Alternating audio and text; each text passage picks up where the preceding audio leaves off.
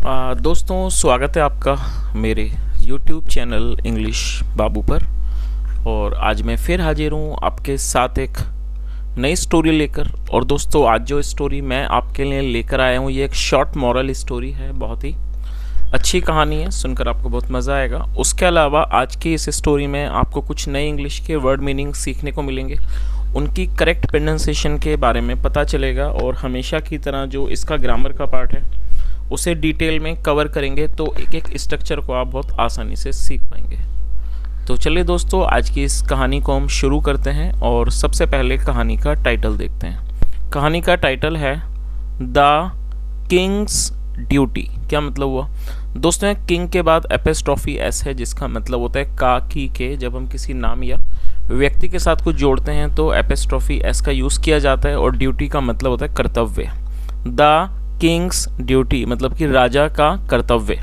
तो दोस्तों ये आज की इस कहानी का टाइटल है, शीर्षक है। और अब मैं इसे पढ़ना शुरू करता हूँ। आपसे रिक्वेस्ट है आप कहानी को बिल्कुल ध्यान से सुने, और यदि आपको आज की कहानी अच्छी लगे तो आप इसे लाइक भी ज़रूर करें। तो चलिए इसको शुरू करते हैं।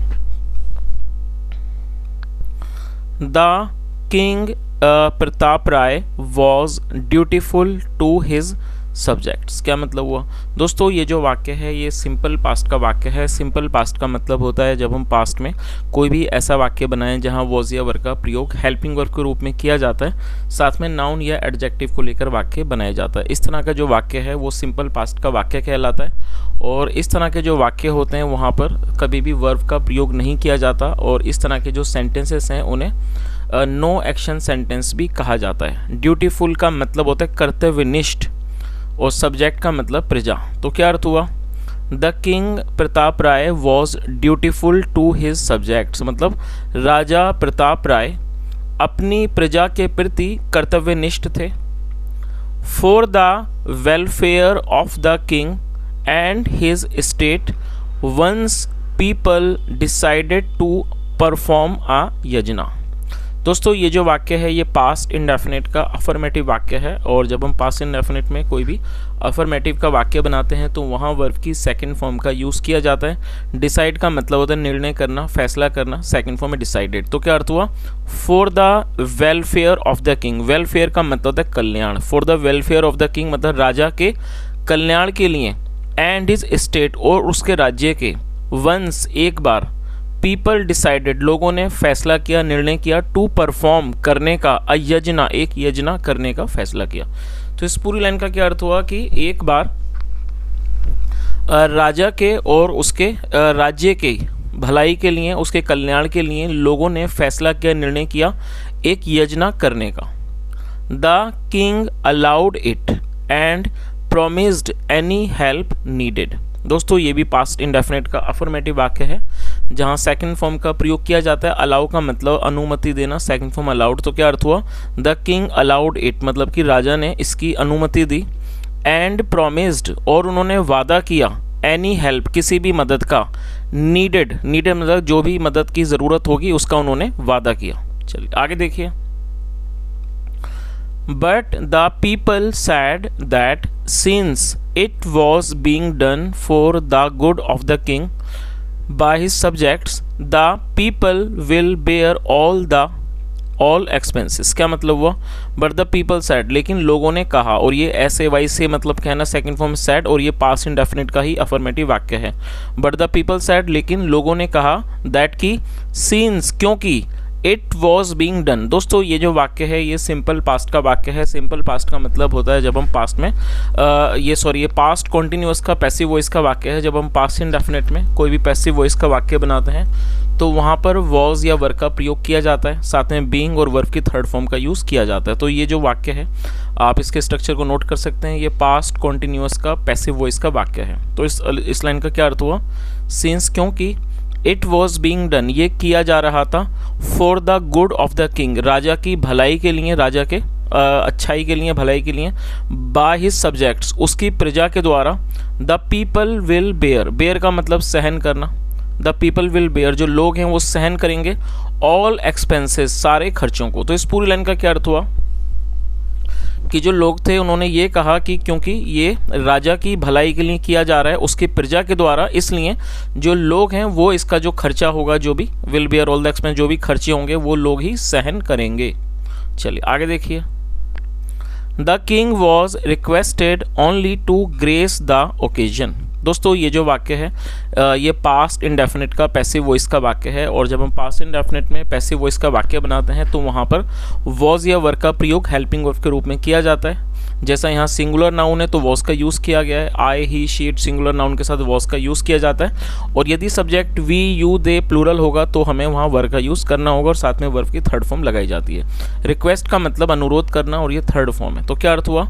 द किंग वॉज रिक्वेस्टेड मतलब कि राजा से अनुरोध किया गया। Only to grace the occasion मतलब किस चीज़ का अनुरोध किया गया? Only to grace the occasion, वो सिर्फ इस ये ओकेजन है, इस ये जो उपलक्ष्य है उसकी वो शोभा बढ़ाएं, उसे वो ग्रेस करें, उसकी वो शोभा बढ़ाएं। चलिए आगे देखिए।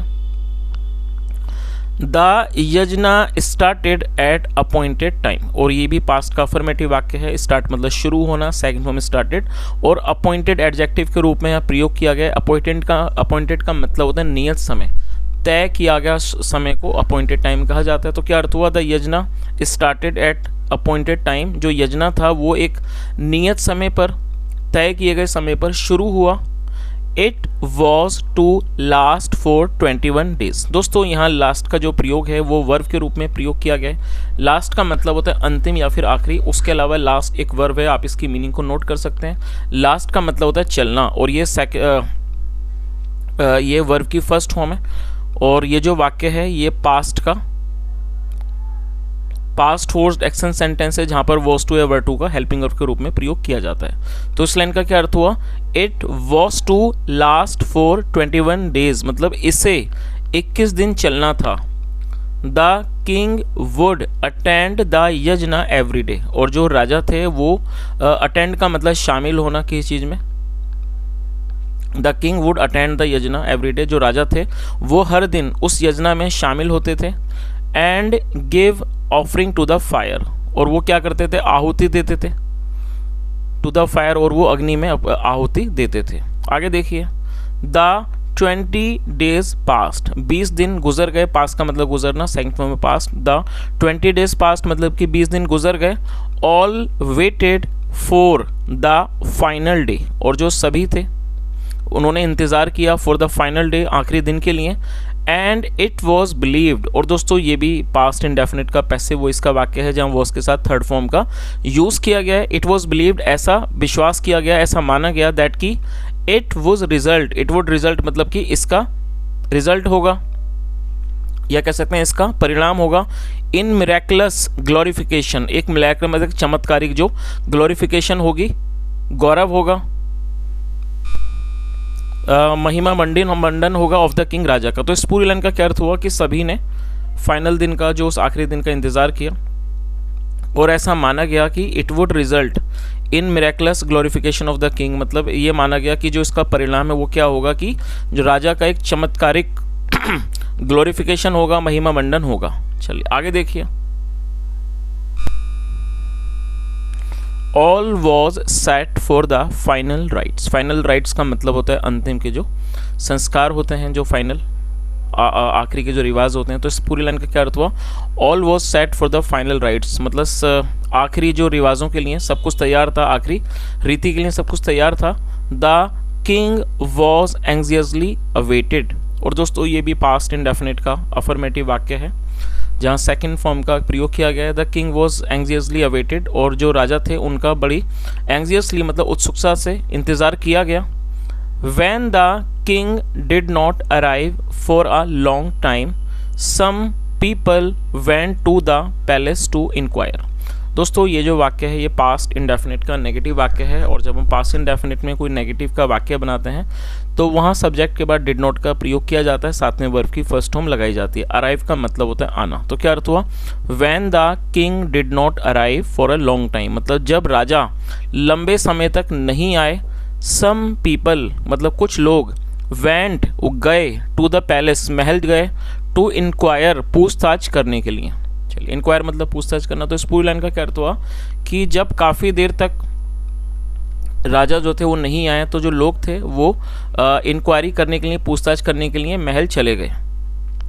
The king was not there. और दोस्तों ये जो वाक्य है ये भी सिंपल पास्ट का वाक्य है, जहाँ पर वॉज का प्रयोग हेल्पिंग वर्ब के रूप में किया गया है। The king was not there, राजा वहाँ उपस्थित नहीं थे, मतलब वहाँ राजा नहीं थे। They were informed that the king had gone out with soldiers. दोस्तों ये जो वाक्य है ये पास्ट इंडेफिनिट का पैसिव वॉइस का वाक्य है, जैसे मैंने आपको ऊपर बताया था। और जब हम पास्ट इंडेफिनिट में कोई भी पैसिव वॉइस का वाक्य बनाते हैं तो वहाँ वॉज या वर्ब का प्रयोग हेल्पिंग वर्ब के रूप में किया जाता है, साथ में वर्ब की थर्ड फॉर्म लगाई जाती है। और ये चीज़ आपको हमेशा ही ध्यान में रखनी है कि जब हम पैसिव वॉइस में कोई भी वाक्य बनाते हैं तो वहाँ वर्ब की थर्ड फॉर्म का use most of the time किया जाता है। इन्फॉर्म का मतलब सूचित करना, थर्ड फॉर्म है इन्फॉर्म्ड। तो क्या अर्थ हुआ, दे वर इन्फॉर्म्ड। और दे मतलब वे या वे लोग, और ये एक प्लूरल नाउन है क्योंकि यहाँ पर एक से ज़्यादा लोगों के बारे में बात हो रही है, इसलिए दे का यूज़ किया गया है। दे वर इन्फॉर्म्ड, उन्हें सूचित किया गया कि the king had gone out with soldiers. दोस्तों यहाँ हैड के साथ थर्ड फॉर्म का यूज़ किया गया है। गो मतलब जाना, थर्ड फॉर्म गॉन, और जब हैड के साथ थर्ड फॉर्म का यूज़ किया जाता है तो इस तरह का जो वाक्य है वो पास्ट परफेक्ट का वाक्य कहलाता है। तो क्या अर्थ हुआ, द किंग हैड गॉन की जो राजा है वो गए हुए हैं विद सोल्जर्स, सिपाहियों के साथ। गॉन आउट मतलब बाहर। तो इस पूरी लाइन का क्या अर्थ हुआ, they were informed that the king had gone out with soldiers, मतलब कि लोगों को सूचित किया गया कि राजा सिपाहियों के साथ बाहर गए हुए हैं। चलिए आगे देखिए। और दोस्तों ये जो मैंने आपको वाक्य बताया ये वाला दे वर इन्फॉर्म्ड, ये जैसा मैंने आपको बताया ये पास्ट इंडेफिनिट का पैसिव वॉइस का वाक्य है। यहाँ पर मैं आपको एक छोटी सी एक्सरसाइज देना चाहूँगा। मैं आपको 2 वाक्य दूंगा, तो आप उन्हें बनाएं और वीडियो देखने के दौरान आप इन्हें कमेंट सेक्शन में ज़रूर बताएं। चलिए आप उन्हें नोट कर लीजिए। पहला वाक्य है उसकी मदद की गई। और दोस्तों ये जो मैंने आपको वाक्य दिया है उसकी मदद की गई, ये पास्ट इंडेफिनिट का पैसिव वॉइस का वाक्य है और ये अफर्मेटिव वाक्य है। दूसरा वाक्य भी आप नोट कर लीजिए, उसे नहीं पढ़ाया गया। आई रिपीट, उसे नहीं पढ़ाया गया। दोस्तों ये जो दूसरा वाक्य मैंने आपको दिया है ये भी पास्ट इंडेफिनिट का पैसिव वॉइस का वाक्य है और ये नेगेटिव सेंटेंस है। तो इस तरह से मैंने आपको ये 2 वाक्य दिए, आप इन्हें जरूर बनाएं और आप इन्हें कमेंट सेक्शन में बताएं। चलिए आगे देखिए। It shocked the people. Shock का मतलब किसी चीज को चौंका देना, हैरान कर देना। इट शॉक्ड द पीपल मतलब इस चीज ने लोगों को चौंका दिया, मतलब जो लोग थे वो हैरान हो गए। और किस बात से हैरान हो गए, कि जो राजा थे वो बाहर गए हुए थे, इस बात से। The Yojana could not be completed. और दोस्तों ये जो वाक्य है यहाँ पर भी कुड का प्रयोग पैसिव में किया गया है, जहाँ पर कुड बी के साथ थर्ड फॉर्म का यूज़ किया गया है। कंप्लीट मतलब पूरा करना। The Yojana could not be completed मतलब कि यजना को पूरा नहीं किया जा सका। When the king returned, जब राजा लौटे, the people went to meet him, जो लोग थे वो उनसे मिलने गए।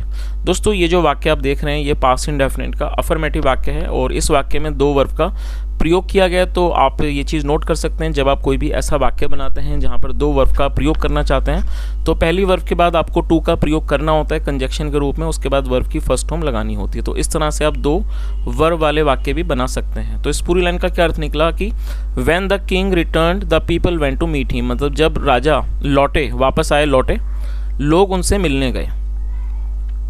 द किंग सेड, राजा ने कहा, आई एम सॉरी, मुझे दुख है, that your Yojana could not be culminated. Culminate का मतलब होता है समाप्त होना और ये थर्ड फॉर्म है, आप इसे नोट कर लीजिए। तो उन्होंने क्या कहा कि मुझे दुख है कि जो आपका यजना है कुड नॉट बी कल्मिनेटेड, उसका समापन नहीं हो सका। But my going away was necessary. Necessary का मतलब होता है आवश्यक, जरूरी, जो कि एक एडजेक्टिव है। उन्होंने क्या कहा, but my going away was necessary, लेकिन मेरा जाना आवश्यक था, जरूरी था। The neighbouring king had come to invade our kingdom. दोस्तों यहाँ हेड के साथ थर्ड फॉर्म है, ये भी पास्ट परफेक्ट का वाक्य है और दूसरी वर्ब को जोड़ा गया है, टू के बाद फर्स्ट फॉर्म लगाई गई है। इन्वेड का मतलब होता है किसी पर हमला करना, आक्रमण करना। खासकर आप इस वर्ड को नोट कर लीजिए, INVAD। इन्वेड का मतलब होता है इस तरह का हमला करना पड़ोसी राज्य के द्वारा, जब वो उसके ऊपर ना सिर्फ हमला करना चाहते हैं बल्कि उसके साम्राज्य पर भी वो उसको भी हासिल करना चाहते हैं और साथ में उसके ऊपर अधिकार भी करना चाहते हैं। तो आप इस वर्ड को नोट कर लीजिए, अच्छा वर्ड है। इन्वेड का मतलब हमला करना, साथ में उस देश के ऊपर अधिकार भी करना। तो क्या अर्थ हुआ, उन्होंने क्या बताया, द नेबरिंग किंग मतलब जो पड़ोसी राजा है, had come to invade our kingdom, वो हमारे राज्य पर आक्रमण करने आया था। वी बीट दैम बैक, हमने उन्हें पीट कर वापस भगा दिया। चलिए आगे देखिए।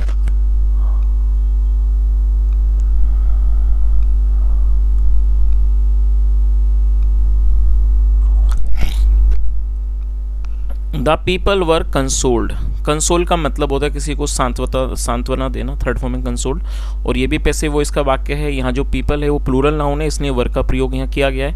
ये पास्ट इंडेफिनिट का पैसिव वॉइस का वाक्य है। चलिए देखिए इसका मीनिंग क्या हुआ। द पीपल वर कंसोल्ड मतलब लोगों को सांत्वना दी गई, दिलासा दिया गया।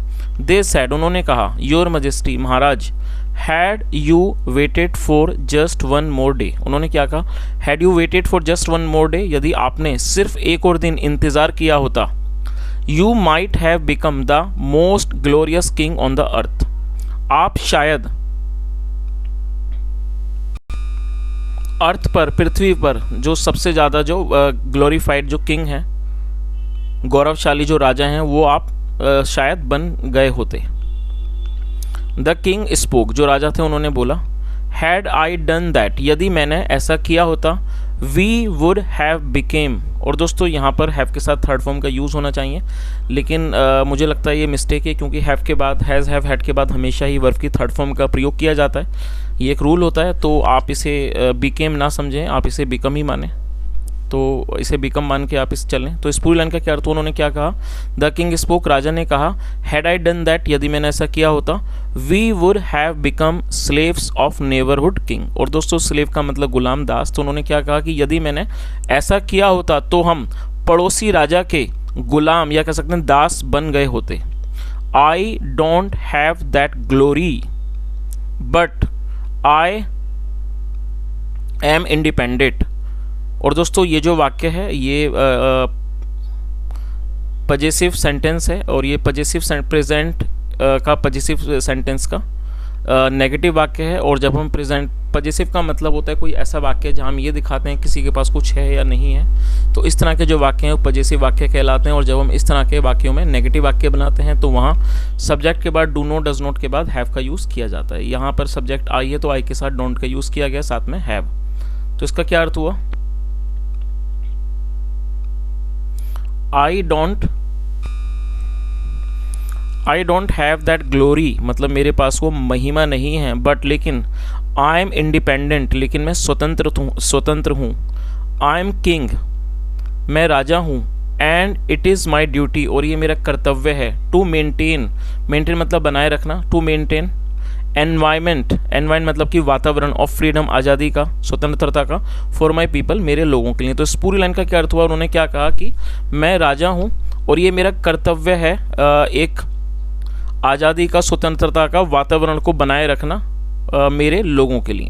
चलिए दोस्तों, अब इस कहानी का जो मोरल है वो भी एक बार देख लेते हैं। क्या मोरल है, honouring once duty is the biggest glory. क्या अर्थ हुआ, honouring once duty is the biggest glory मतलब कि किसी की भी ड्यूटी का, कर्तव्य का ऑनर करना, उसका सम्मान करना ही क्या होता है, सबसे बड़ी वो महिमा होती है। तो दोस्तों यहाँ पर क्या बताने की कोशिश की गई है कि जो व्यक्ति का एक कर्तव्य है वही सबसे बड़ा होता है। तो दोस्तों ये आज की एक छोटी सी कहानी थी, और यदि आपको कहानी अच्छी लगी और आपने आज की कहानी में कुछ सीखा हो तो मेरी आपसे रिक्वेस्ट है, वीडियो को लाइक करें, शेयर करें, चैनल को ज़रूर सब्सक्राइब करें, और यदि कोई सुझाव हो तो कमेंट में बताएं। सुनने के लिए thank you so much, have a nice day and bye.